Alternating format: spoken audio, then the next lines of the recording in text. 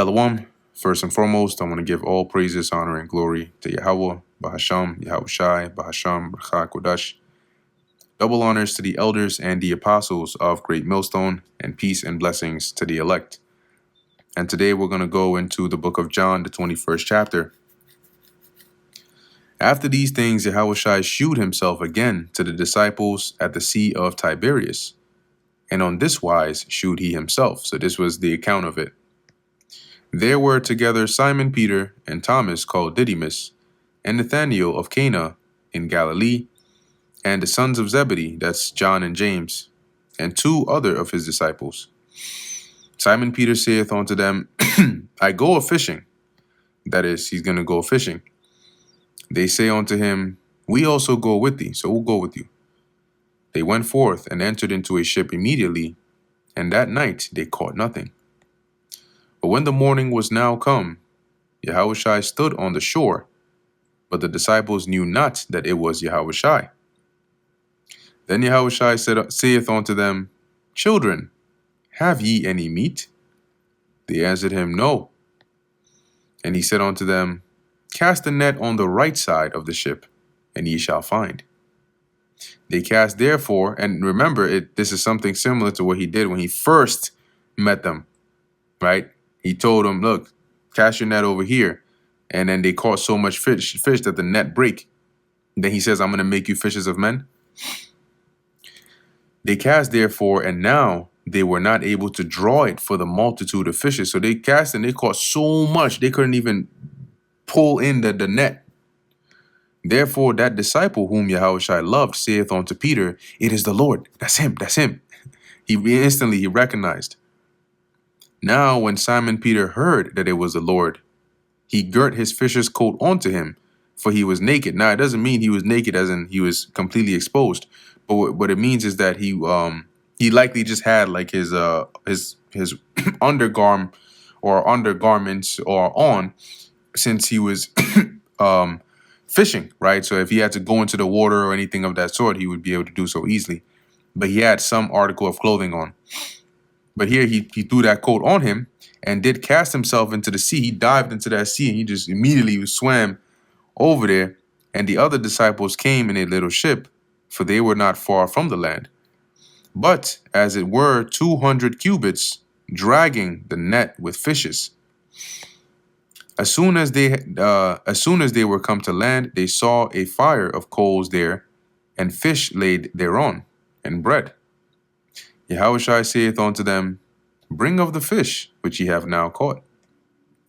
Simon Peter went up and drew the net to the land, and them nets are heavy. They're not some small, tiny little. No. Those nets are heavy. As it says here, and drew the net to the land full of great fishes, 153 fishes. And for all there were so many, yet was not the net broken. So that's like usually, because remember the first time they did that, the net broke. It tore because it was so much. Yahushua saith unto them, Come and dine. Come, let's eat.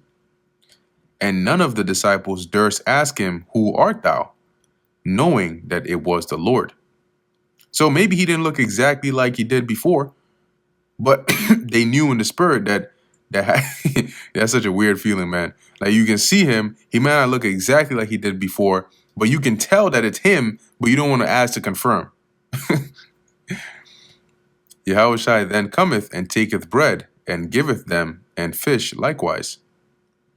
Now this is now the third time that Yahushua shewed himself to his disciples after that he was risen from the dead.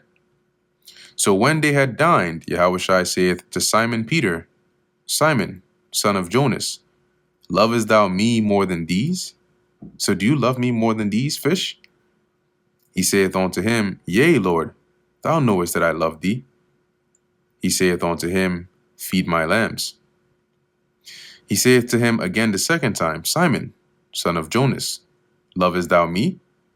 He saith unto him, Yea, Lord, thou knowest that I love thee. He saith unto him, Feed my sheep. He saith unto him the third time, Simon, son of Jonas, lovest thou me? Peter was grieved because he said unto him the third time, Lovest thou me? Now, when you actually look into the word grieved, it may sound like he was annoyed, but rather most of the definitions here are more so sorrowful. Okay, as you can see here, it says to make sorrowful, to affect with sadness, cause grief, to throw into sorrow, to grieve, offend, to make one uneasy, right? To be sad, to cause to be in heaviness. Now, when you think about it, you wonder, well, why would asking you that question 3 times make you feel sad or make you feel that heaviness or sorrow? You know, and one thing that I thought about was it's interesting how Peter denied the Lord 3 times, right? As the Lord told him that he would do. And when the cock crew, Peter went and wept. And that might have been something that stayed on his mind. Okay, and so who knows, you know, by the Lord asking him this 3 times, it might have, you know, reminded him of that, right? Or you know, triggered some feeling of that sort to where he felt that grief. But as he says, he answered him and he said unto him, Lord, thou knowest all things. Thou knowest that I love thee. Yahushua saith unto him, feed my sheep. So Peter, we know, was the head, right, of the church, and he was entrusted, right, with that responsibility. And what we can take from this is the emphasis on what Yahushua told Peter, which is very, very important to him. As Yahushua did everything his father told him to do, what he sent us to do was to feed his sheep. Okay, and that's what we ought to do. And that's what we're doing now. And that's what we're going to continue to do, Lord willing, until the Lord comes back, right? Until he says, okay, time to move on to the next phase. Verse 18, verily, verily, I say unto thee, and now he's verse 18, he goes into, he really foreshadows or prophesies concerning Peter's death. And John himself is even going to tell you, verily, verily, I say unto thee, when thou wast young, thou girdest thyself and walkest whither thou wouldest. But when thou shalt be old, thou shalt stretch forth thine hands, and another shall gird thee and carry thee whither thou wouldest not. So I'll read this first in the NLT and then we'll break it down. I tell you the truth, when you were young, you were able to do as you liked. You dressed yourself and went wherever you wanted to go. But when you are old, that's representing at the time when you are about to die, you will stretch out your hands, and that's going into because Peter's death was going to be crucifixion, right? And so he would, just like when you're on the cross, you would actually have like if you look up here,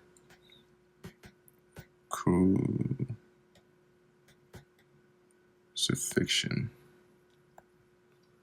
You see here how they have, since it's like a cross, they usually have the arms stretched out, okay, and then nailed or bound to the cross. So as the Lord said here, you're going to have, right, you will stretch out your hands and others will dress you and take you where you don't want to go, meaning like it's to your death, right? And whether it's against your will, nobody really wants to go to their death, but he's signifying here being led to your death, right? Like you're going to go and they're going to basically put you on that cross and they're going to crucify you, right? But in other words, what he was telling Peter was when it says that when thou shalt be old, it means at the time of your death. Okay, this is how it's going to play out for you. And Peter understood that, right? This is old English, but Peter understood that. John understood that. Verse 19, this spake he, signifying what death he should glorify God. That is how Peter would die. And when he had spoken this, he saith unto him, follow me. Then Peter, turning about, seeth the disciple whom Yahushua loved, following, which also leaned on his breast at supper, and said, Lord, which is he that betrayeth thee? So he's referring to John. Peter saith Peter, seeing him, saith to Yahushua, Lord, and what shall this man do? So you told me about me, but what's going to happen to him? Yahushua saith unto him, if I will that he tarry till I come, what is that to thee? Follow thou me. So he said, you follow me. Don't worry about him. If I want him to stay alive till I come back, that's nothing to do with you.